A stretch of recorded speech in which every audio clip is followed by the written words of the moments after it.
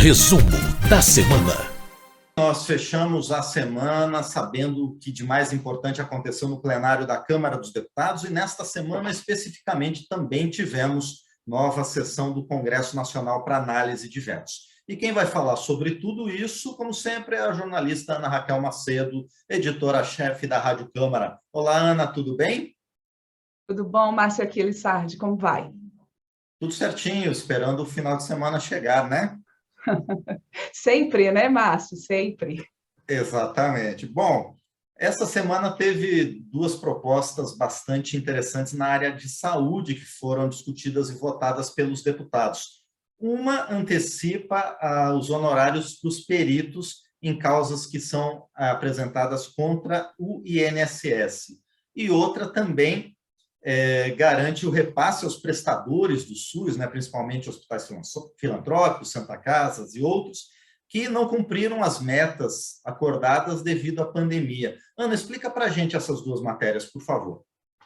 Isso mesmo, Márcio. A gente teve essa questão dos pagamentos de honorários dos peritos que atuam em ações judiciais ali contra o INSS. Esse foi um assunto que mobilizou muitos parlamentares em plenário, por dois motivos, tanto a questão dos próprios peritos, né, que estão desde setembro do ano passado sem o pagamento desses honorários, por conta aí de uma dúvida, né, sobre esse pagamento, e também pela questão dos próprios segurados que precisam ali, que tem uma contestação sobre alguma questão ali da justiça trabalhista, alguma questão relacionada ao INSS, por exemplo, um auxílio que esteja sendo contestado e que também estava com essa dificuldade para ter o seu caso analisado pelos peritos. Como eu disse, esse pagamento dos honorários estava suspenso desde setembro do ano passado, porque havia ali uma lei de 2019 que estabeleceu um prazo de 2 anos para que esse pagamento fosse de responsabilidade do governo federal. Com essa proposta que foi aprovada pelos parlamentares,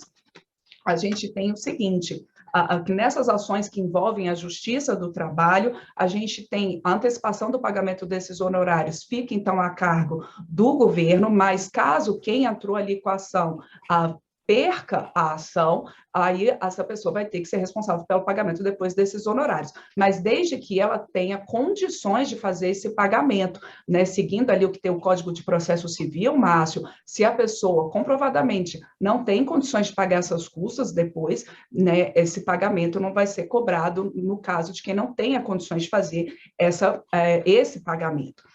Outra questão também modificada por essa proposta que foi aprovada pelos deputados nessa semana, em relação aos peritos do INSS, é que também ela estabelece uma série de exigências para você poder recorrer, né, a questões ali de revisão de ações no INSS, de entrar com essas ações na Justiça do Trabalho, e isso foi muito discutido em plenário, porque alguns parlamentares entenderam que essas exigências poderiam acabar restringindo o acesso do trabalhador à justiça, né, ele que eventualmente esteja contestando ali alguma questão relacionada ao INSS.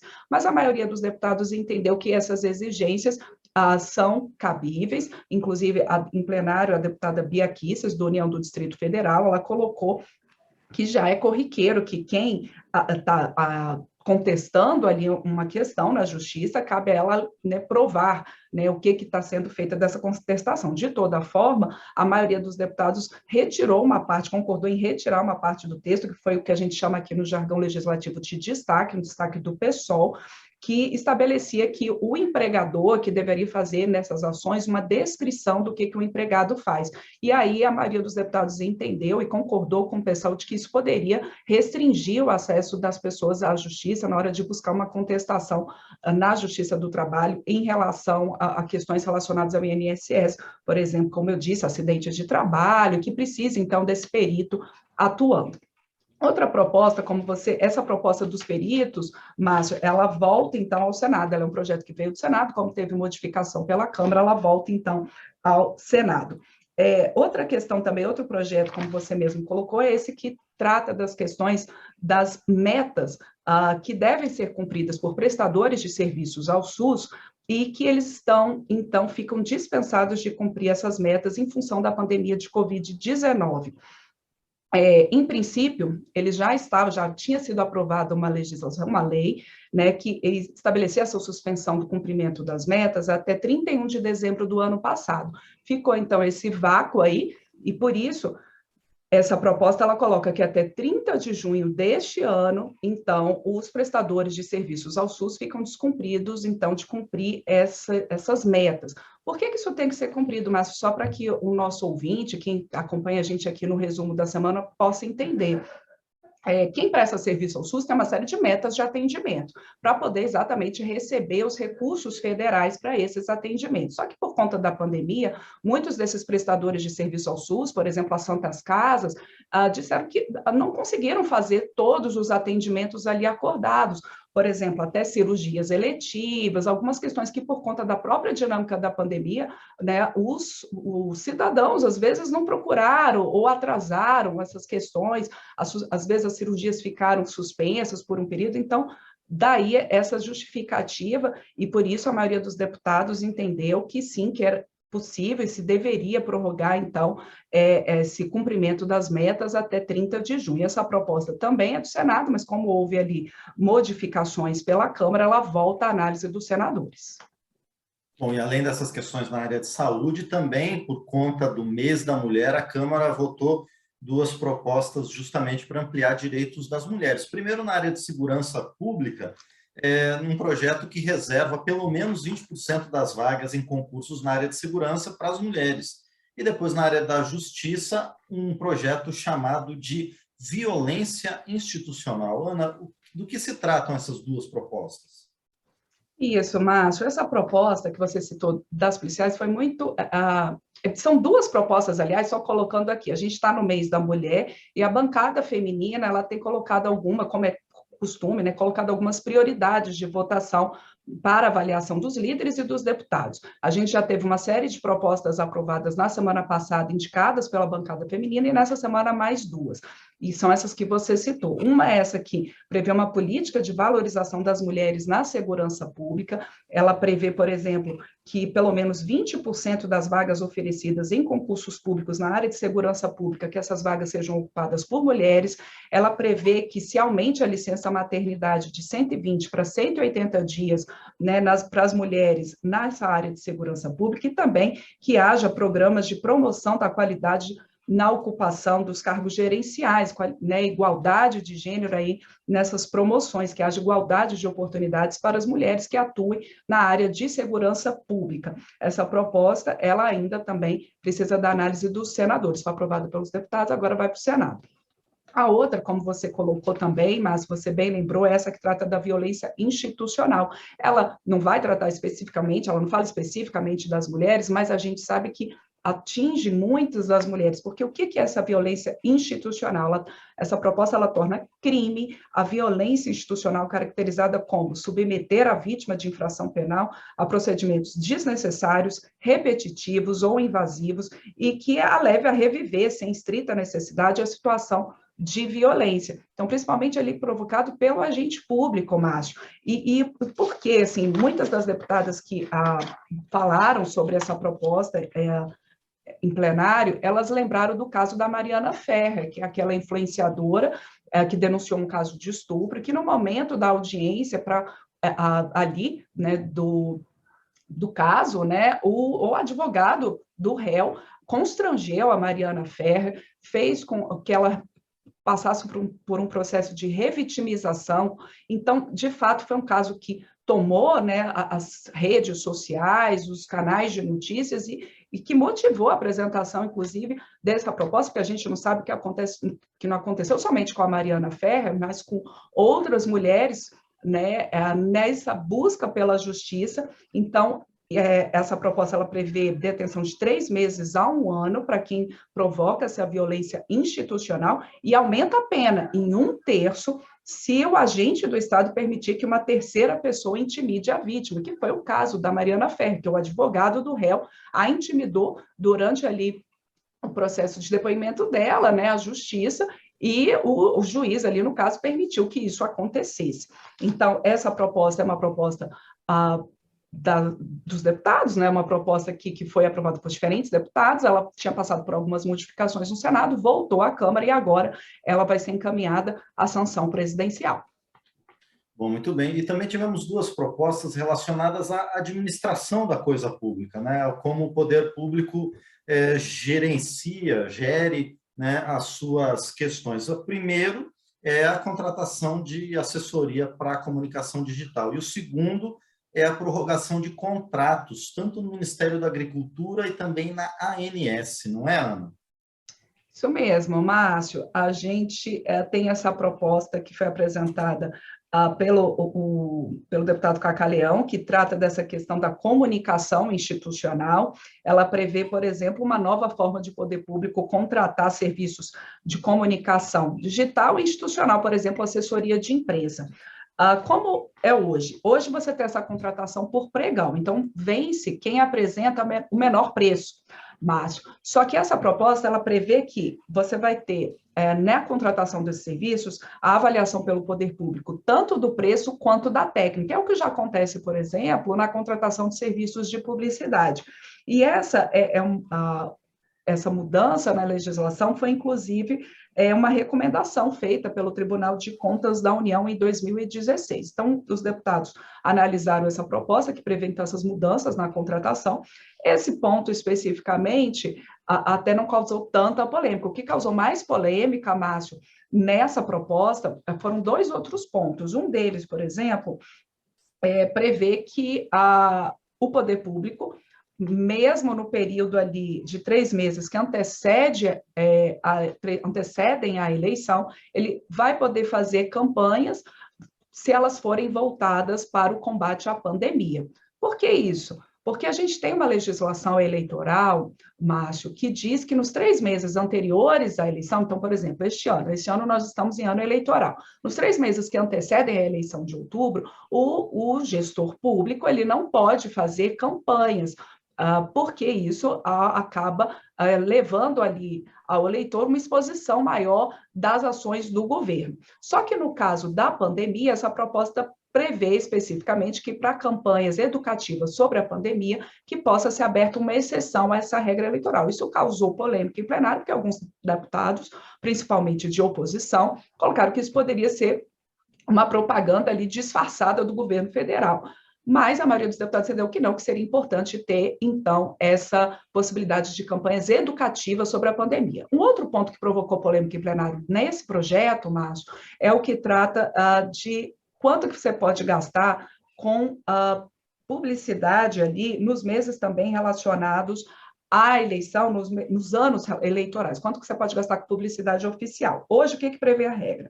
A média, o gestor público ele pode gastar no ano eleitoral a média do que se gastou nos 3 primeiros semestres dos anos anteriores ao pleito. Como que ficou a redação aprovada pela maioria dos deputados?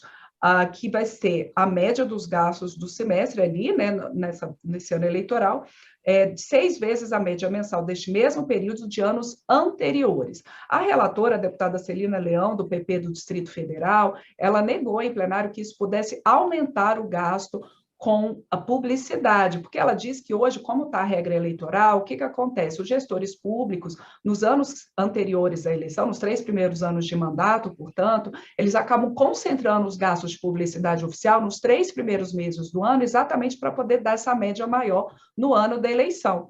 Então, ela diz que nessa forma que agora está sendo proposta, de 6 vezes a média mensal do mesmo período ali, né, de anos anteriores, isso acaba tendo um equilíbrio maior nessas contas de publicidade oficial ao longo ali do mandato né, desse gestor público. Então, de toda forma, então, a maioria dos deputados aprovou, e aí essa proposta vai agora à análise dos senadores. A outra medida, como você mesmo lembrou, Márcio, é essa medida provisória 1073 de 2021, que ela apenas prorroga ali contratos temporários de pessoal no Ministério da Agricultura e na Agência Nacional de Saúde Suplementar, a ANS.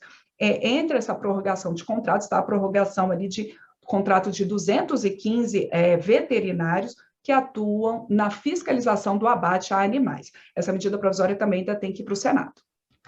Bom, e ainda na Câmara dos Deputados foram aprovados acordos internacionais e, entre eles, um projeto que amplia controle sobre os resíduos perigosos oriundos do exterior, não é, Ana? Exato, Márcio. A gente já tem uma convenção, que é um acordo ali, a gente tem a Convenção da Basileia, que ela amplia o controle sobre a movimentação internacional de resíduos perigosos. O que foi esse acordo aprovado nessa semana? Ele faz uma emenda a essa Convenção da Basileia, detalhando melhor o que vão ser esses resíduos que, por exemplo, não podem ser objeto de importação entre os países, por exemplo, os produtos proibidos aí de serem enviados pelos países ricos aos demais países.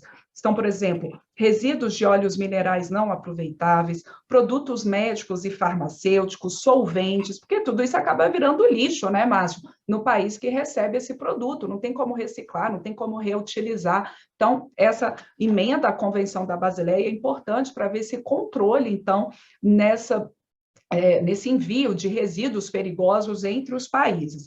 Outros 2 acordos foram aprovados nessa semana pelos deputados. Um deles autoriza os brasileiros e os paraguaios que moram na fronteira a trabalhar em qualquer, né, um dos 2 países, se tiverem um documento chamado de carteira de trânsito vicinal fronteiriço. E essa carteira também dá direito à isenção de registro de importação e exportação de mercadorias como produtos de limpeza, de higiene, medicamentos, alimentos. E o outro acordo internacional aprovado nessa semana pelos deputados é o que regulamenta a extradição de pessoas entre o Brasil e o Cazaquistão. Bom, muito bem, saímos da Câmara e vamos agora para o Congresso Nacional, porque ontem foi um dia de análise de vetos presidenciais a diversas matérias que foram anteriormente aprovadas por deputados e senadores. No total, deputados e senadores derrubaram 7 vetos presidenciais, não é isso, Ana?